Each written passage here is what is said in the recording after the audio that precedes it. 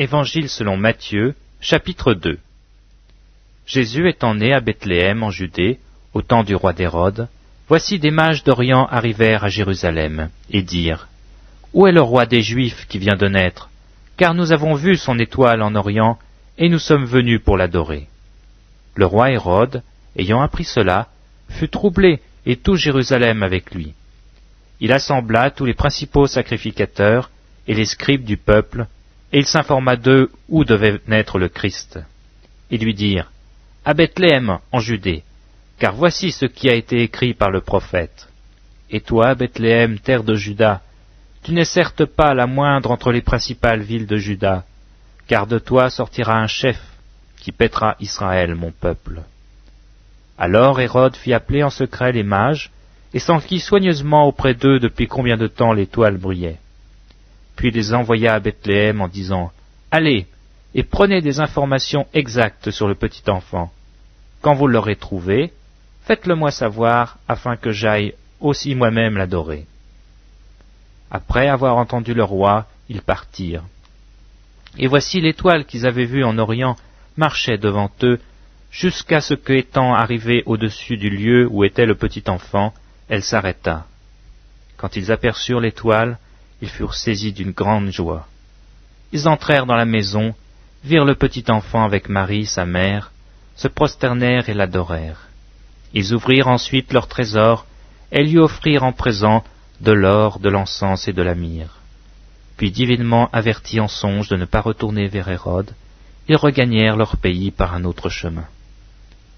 Lorsqu'ils furent partis, voici un ange du Seigneur apparut en songe à Joseph et lui dit : Lève-toi, prends le petit enfant et sa mère, fuis en Égypte, et reste-y jusqu'à ce que je te parle, car Hérode cherchera le petit enfant pour le faire périr. Joseph se leva, prit de nuit le petit enfant et sa mère, et se retira en Égypte. Il y resta jusqu'à la mort d'Hérode, afin que s'accomplisse ce que le Seigneur avait annoncé par le prophète : J'ai appelé mon fils hors d'Égypte. Alors Hérode, voyant qu'il avait été joué par les mages, se mit dans une grande colère, et il envoya tuer tous les enfants de 2 ans et au-dessous, qui étaient à Bethléem et dans tout son territoire, selon la date dont il s'était soigneusement enquis auprès des mages. Alors s'accomplit ce qui avait été annoncé par Jérémie le prophète. On a entendu des cris à Rama, des pleurs et des grandes lamentations. Rachel pleure ses enfants, et n'a pas voulu être consolée parce qu'ils ne sont plus.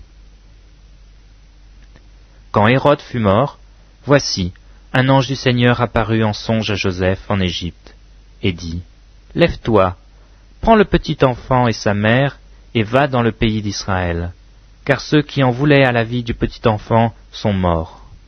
Joseph se leva, prit le petit enfant et sa mère, et alla dans le pays d'Israël.